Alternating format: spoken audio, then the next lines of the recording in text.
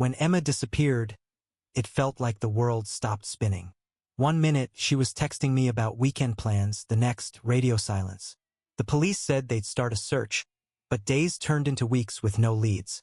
Family tried to stay hopeful, but every unanswered call crushed us a little more. I couldn't sit still. I started retracing her steps, calling her friends, digging through her social media. First, everything seemed normal. Emma was the dependable one, the steady heart of our family. But then I found her diary hidden under a loose floorboard in her closet. The entries were filled with fear and paranoia, mentions of someone watching her, strange phone calls, and meetings she wanted to cancel but felt she couldn't. The night before she vanished, she wrote, "I don't trust anyone anymore. They know I'm on to them. If anything happens to me, find the truth." My stomach twisted.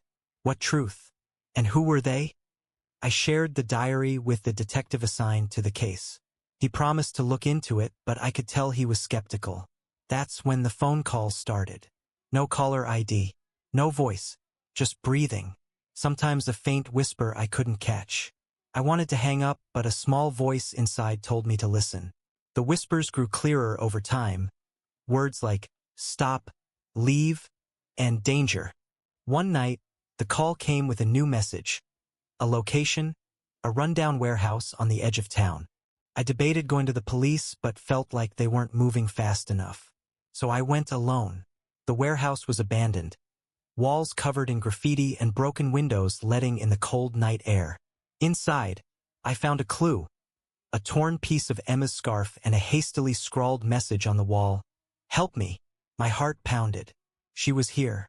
I called the detective immediately.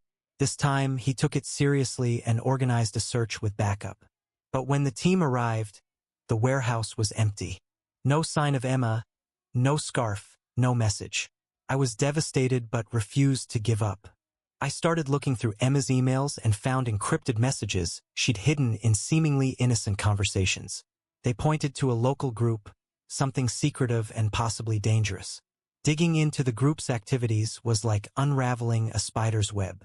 They were secretive, using code words and encrypted channels. Emma had gotten too close, and I could feel it. One night, my phone buzzed again. Another anonymous text. "Stop digging or she's gone forever." My blood ran cold. I considered quitting, but the thought of giving up on Emma was unbearable. I contacted an old friend who worked in cybersecurity, hoping she could crack the codes. Within days, she uncovered chat logs revealing Emma's efforts to expose corruption involving powerful local figures. The names shocked me, people I thought I could trust. The deeper I went, the more dangerous it felt. The police warned me to be careful, but I was too far in to turn back now. Late one evening, I found a hidden camera in my apartment. Someone was watching me. Panic set in. I started sleeping at a friend's place, constantly looking over my shoulder. One breakthrough came unexpectedly. Emma's best friend confessed she'd seen Emma meet with a mysterious man days before disappearing. She described him as tall, with cold eyes, someone Emma clearly feared. I traced the man's identity to a local businessman with ties to the group. Confronting him was dangerous, but I needed answers. He denied everything, but the look in his eyes said otherwise. Suddenly, I was followed everywhere. Shadowy figures in parked cars, strange noises outside my window. I realized the danger wasn't just for Emma. It was for me now, too.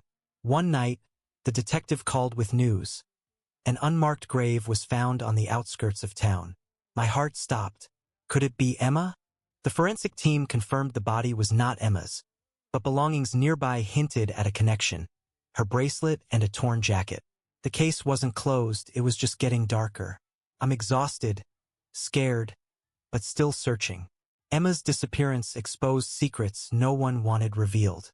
Every step forward feels like stepping into a trap, but I owe it to her to keep fighting.